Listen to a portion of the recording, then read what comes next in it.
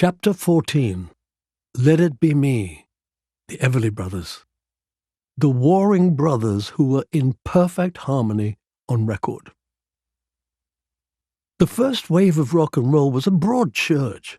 Not everything had to be full-on, raucous and wild. Alongside Elvis and Little Richard and Jerry Lee Lewis, we had other artists who took a gentler, more melodic approach to make truly unbelievable music. And foremost among them were the Everly Brothers.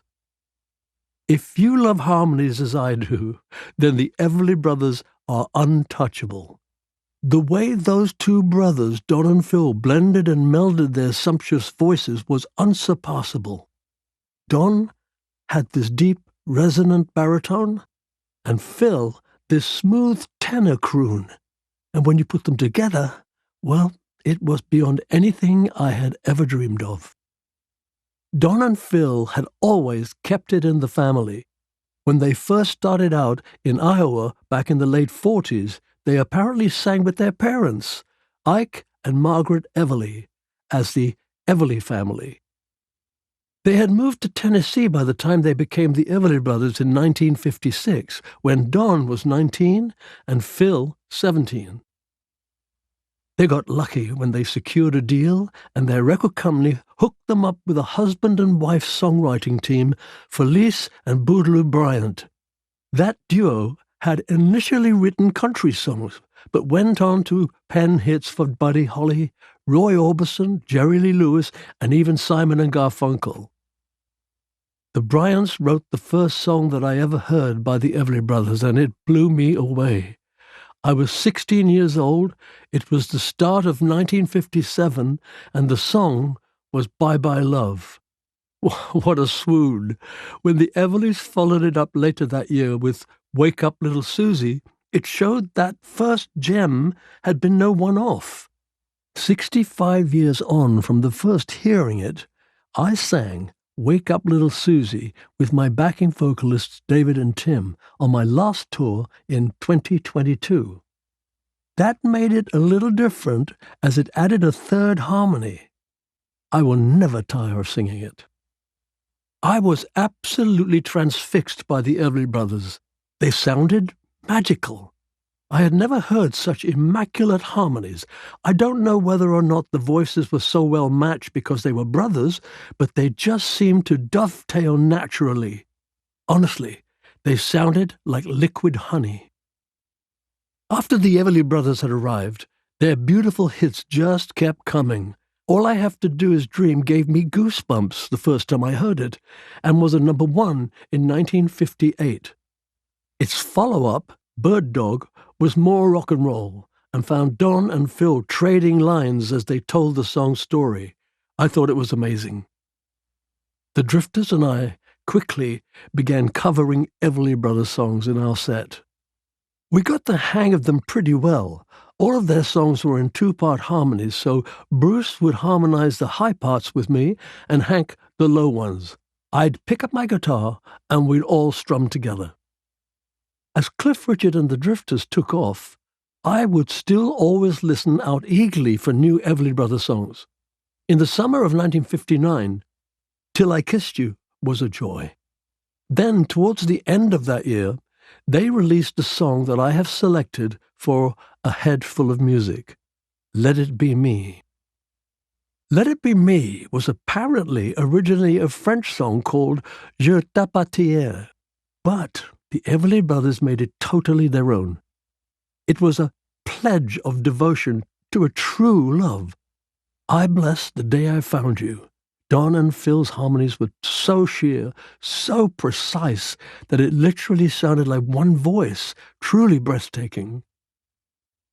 Let It Be Me is a song that could be sung by a man to a woman or a woman to a man, or by anybody to a person that they love. It could be sung a cappella at a wedding or even a funeral. I met them at one of their London shows in the mid-60s. I had a shock. Before the show, somebody told me Don and Phil were getting on so badly that they arrived at their gigs separately and had separate dressing rooms. What? I couldn't believe what I was being told.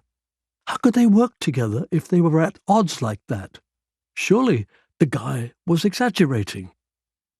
I watched the show like a hawk for signs of tension between them, but there were none. The two brothers were slick and totally professional. Indeed, the harmonies were so clear and so precise that it was like listening to their records. The songs sounded as exquisite as ever. When I went backstage to meet the Everleys after the show, they were in separate dressing rooms. Uh-oh. I had to visit first Don and then Phil. Happily, they agreed to get together for a photograph with me. I still have it. I'm standing between them looking rather wary. Maybe I was afraid a fight might break out. The enmity between the Everly brothers clearly continued, because in 1973 they split with 2 farewell concerts in California. In 1983, Phil and Don appeared finally to have patched up their differences. They reformed the Everly brothers with 2 huge comeback gigs at the Royal Albert Hall. I was fortunate enough to be able to perform with Phil Everly one more time in 1994. I was playing 10 nights at Wembley Arena as part of my The Hit List tour. Through our record labels, Phil and I arranged for him to join me on stage to duet on a number that we could release as a live single. We deliberately kept this plan secret, so when I announced to the crowd, "Please welcome Mr. Phil Everly," the roar almost took the roof off. We crooned one of the Everly Stone Cold classics, "All I Have to Do Is Dream." I was delighted when it was a top 20 hit. That's rare for a live record. The great thing about having a few encounters with Phil Everly over the years, apart from harmonizing with one of the best harmonizers in musical history, was that I got a chance to explain to him how much the music he made with his brother had meant to me.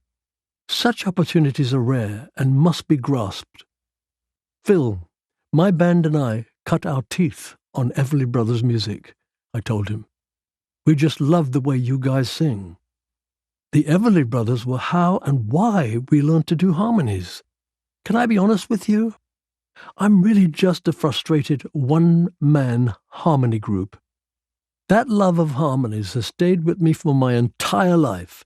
Sometimes in the studio, I sing my own backing harmonies, or sing them, then get a couple of guys and a girl to double-track exactly what I have just done. "Oh, shucks," Phil said. Phil Everly passed away in 2014. Had he and Don mended their troubled relationship by then? Well, yes and no. Don Everly famously didn't go to his brother's funeral, but he was to explain that it wasn't because he was still angry with him, he just feared he would find it too emotional. In an interview after Phil died, Don admitted they had a difficult life together. He said some of it was down to politics, of all things. Don was a staunch Democrat and Phil was an arch Republican. But Don also revealed that he kept a little urn of Phil's ashes in his home and said good morning to them every day. It's so ironic, don't you think, that 2 brothers riven by sibling rivalry offstage could make such sweet music together. Don was to die in 2021. Astonishingly, Margaret Everly, the mum they had first started singing with, outlasted both her sons. She also died in 2021 at the grand age of 102. The Everly Brothers' musical genius will stay with me forever. I'd like to do one last tribute to them. I don't have many items left on my music wish list now, but as well as my longed-for album of Elvis duets, I'd love to make a record of Everly's songs celebrating their golden harmonies. Will it ever happen? Well, if I close my eyes and wish hard enough, maybe I can will it into being, because all I have to do is dream.